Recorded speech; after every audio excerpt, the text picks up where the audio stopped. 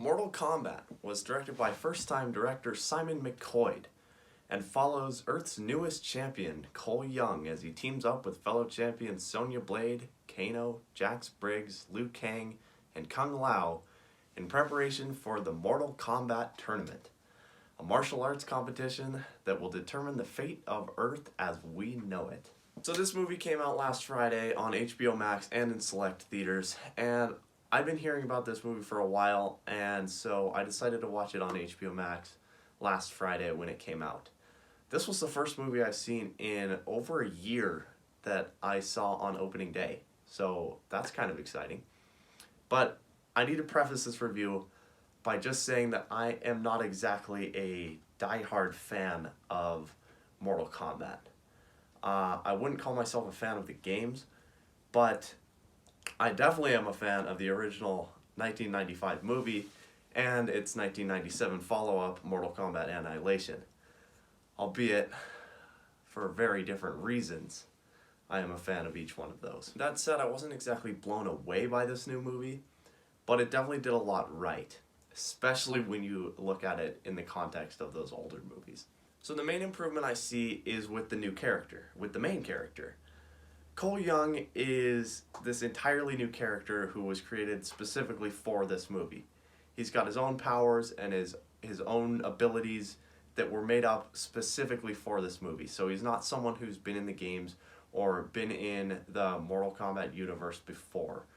And this was a great move, as not only does it help to establish this movie as its own thing, separated from the games and the movies of the past, but it also allows for a lot more flexibility in the plot of the movie, not being stuck in the story of some preordained character. Another thing I really liked in the movie was the character of Kano. He was definitely my favorite character among the bunch, just because of how vibrant his personality was. And if you watch the movie, you'll know what I'm talking about. And I think that had a lot to do with Josh Lawson's performance.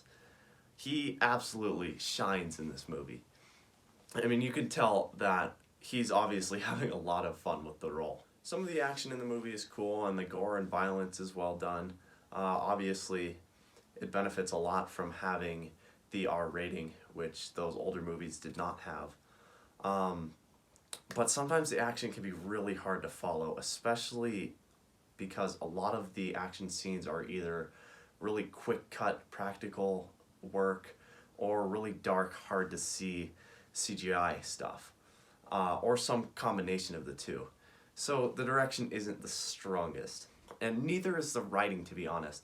There's a lot of uninteresting exposition, characters just straight up talking to each other about what's going on, just kind of directly telling the audience what is happening, and there are a few moments of really lazy plot development with this arcana soul power idea that is kind of the basis for the powers and abilities in this movie. Then there's the ending.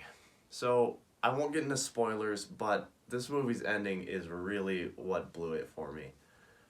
Like too many movies nowadays, basically every action adventure movie, including this one, seems to want to set up a shared universe, or at least a sequel. And this movie obviously wants to do that. You'll see that if you watch it. And the ending of this movie especially suffers for it. I don't know, it seems like movies today can't seem to stand just as singular movies. Especially these big blockbuster movies. They can't seem to just exist as a singularity, and they just want to keep expanding and adding new movies, making a franchise. That's one thing you can really tell if you compare this movie to the original Mortal Kombat. The original Mortal Kombat, yes, it teased a sequel, but it stands on its own without having its follow-up.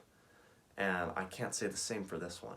Overall, I'm going to give Mortal Kombat 2021 a 6.5 out of 10. This wasn't my favorite Mortal Kombat movie, but it's certainly not the worst one out there. I think fans of the franchise and of the games, or even fans of the old movies, will find something in this. But anyone else this is going to be just your kind of run-of-the-mill action thriller adventure movie. It's on HBO Max if you want to watch it. I would also encourage you, if there are theaters open in your area, to go support your local theaters and see it in cinemas. If you like this, please consider showing your support by liking the video and subscribing to the channel. If you have any ideas for future reviews, leave those in the comments below and I'll consider them. I have been Maxify. This has been Maxify Film Review, and I'll see you in the next one.